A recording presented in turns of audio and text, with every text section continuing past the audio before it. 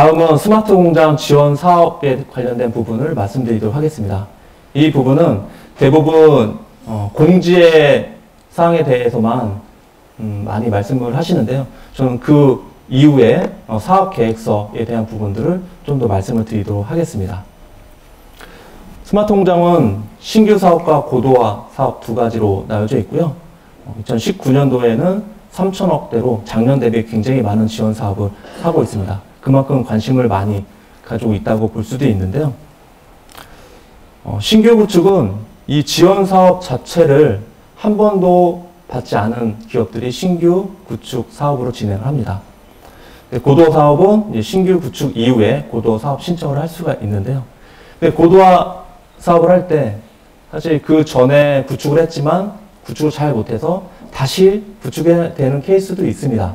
그럴 때는 신규 때 지원 사업을 받았기 때문에 다시 신규 사업으로 받을 수는 없고요. 고도화에 기초 수준 사업이 있습니다. 그 사업을 통해서 새롭게 구축을 할 수가 있고요.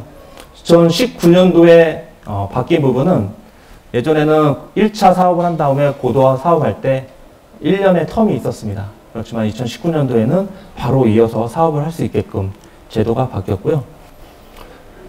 스마트 공장 사업 계획서는 도입기업과 이제 공급기업이 같이 사용을 하게 됩니다. 그래서 작성하는 파일이 두 가지가 있는데요. 파트 1과 파트 2가 있습니다. 파트 1은 지금 시스템에 바로 입력을 하게 되어져 있고요. 파트 2만 작성을 해서 제출을 하게 되어져 있습니다.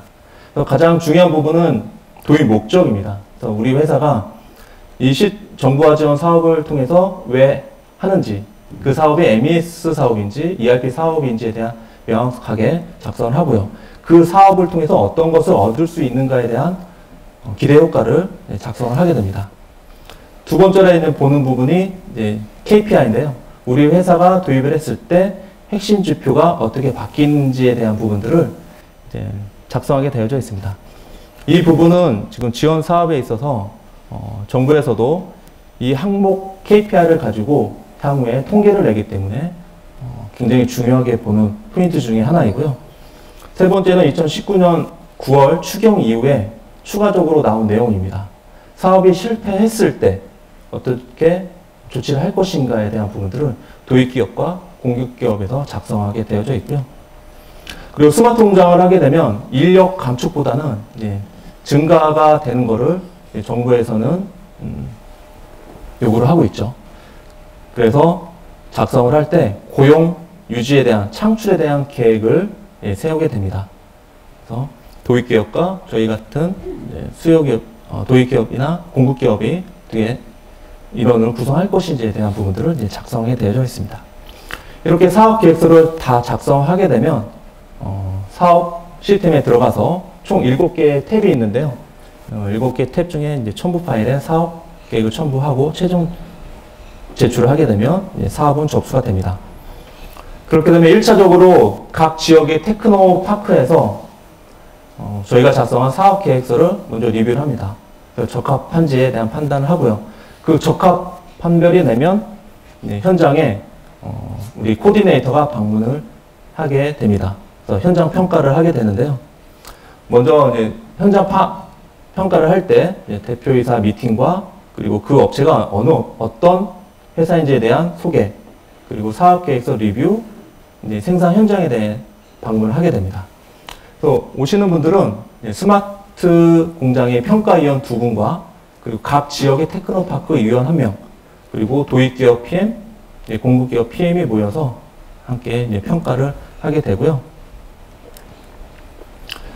그 스마트 공장 지원 사업 외적으로도 지방단체에서 추가 지원금을 현재 제공을 해주고 있습니다.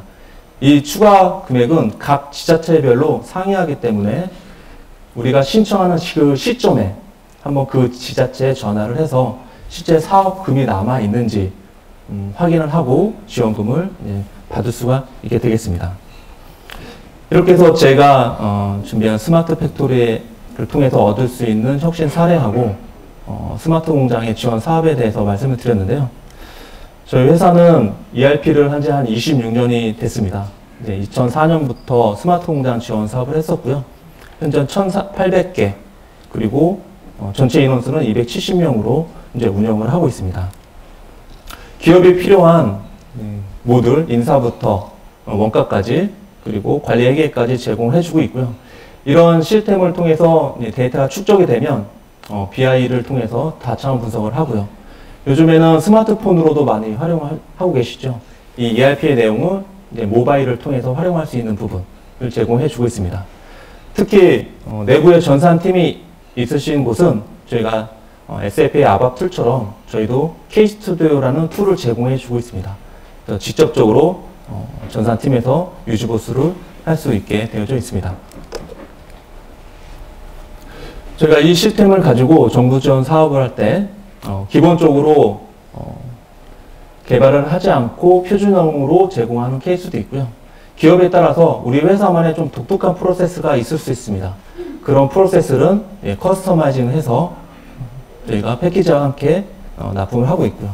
그 기본적인 구축을 하게 되면 그 이후에 이제 고도화 사업을 하게 되는데요. 이 고도화 사업을 할 때는 가지고 있는 데이터를 가지고 분석할 수 있는 BI 툴로서 고도화 사업을 이제 진행을 하고 있습니다.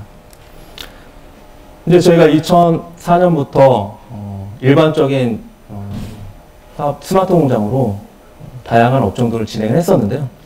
프로젝트 업종, 전기전자, 그리고 기계금속, 화학, 아니면 식음료, 그리고 일반 제조, 그리고 제약까지 다양한 업종들을 저희가 구축을 하고 있습니다. 이건 단순히 1,800개 중에 스마트 공장으로만 지원을 한 업체이고요. 저희가 이 사업을 하면서 아까 말씀드린 혁신 프로세스들을 우리가 도입하는 고객사에 가서 이런 부분들을 도입했을 때 효과가 있었다고 말씀을 드립니다.